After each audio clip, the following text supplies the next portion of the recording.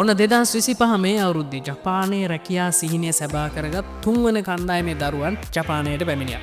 වයරොන් ජපාන් ඇකඩමි අපේ කළමනාකාර අධ්‍යක්ෂකතුමා ලොරන්ජන් සුබාස් මහත්මයා සහ එතුමාගේ ආදරණීය බිරිඳ ජපානයේ නරීතා ගුවන් තොටුපළට මේ විදිහට ආවා අපේ දරුවන් පිළිගන්න.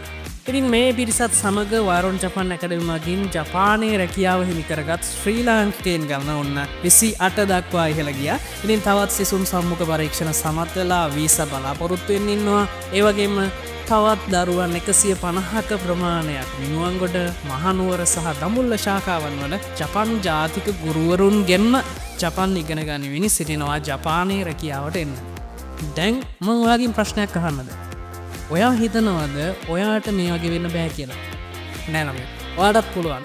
ඔයාගේ ජීවිතේ මාස 6ක් කැප කරලා වයරොන් ජපාන් ඇකඩමියකට ඇවිත් ඉගෙන ගන්න. ඉතින් ඔයාට කැම්පස් යන ලකුණු මදි වුණාද? A level fail වුණාද? කමක් නෑ. ඔයා O level කරලා තියෙනවා නම් ඒ සුදුසුකම හොඳටම ඇති ජපානයට රැකියාවට යන්න.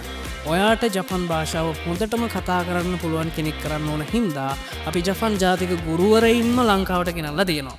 ඔයා හිතනවා අපේ පවුල දුප්පත් අපිට ජපාන් යන්න සල්ලි ඕන අපිට කොහෙන්ද සල්ලි කියලා? නෑ. ඒකත් ප්‍රශ්නයක් නෑ. ඔයා ජපානයේ රැකියාවට යන වෙලාවට ඒ යන සම්පූර්ණ වියදම ඔයාට බැංකු ණයක් විදිහට දෙනවා.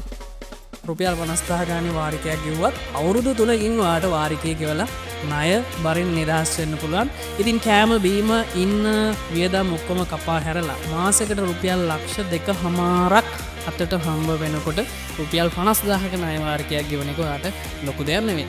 ඉතින් ඔයාට මේක කරන්න පුළුවන්. ඔයාගේ ජීවිතේට මේ වීඩියෝ එකේ දැක්කා වගේ දවසක් අරන් ඉන්න ඔයාට පුළුවන්. මේ තැඹිලි පාට ටී-ෂර්ට් එක ඇඳන් ඉන්න මාස 6 ඔයාගේ ජීවිතේ සම්පූර්ණයෙන්ම වෙනස් කරනවා.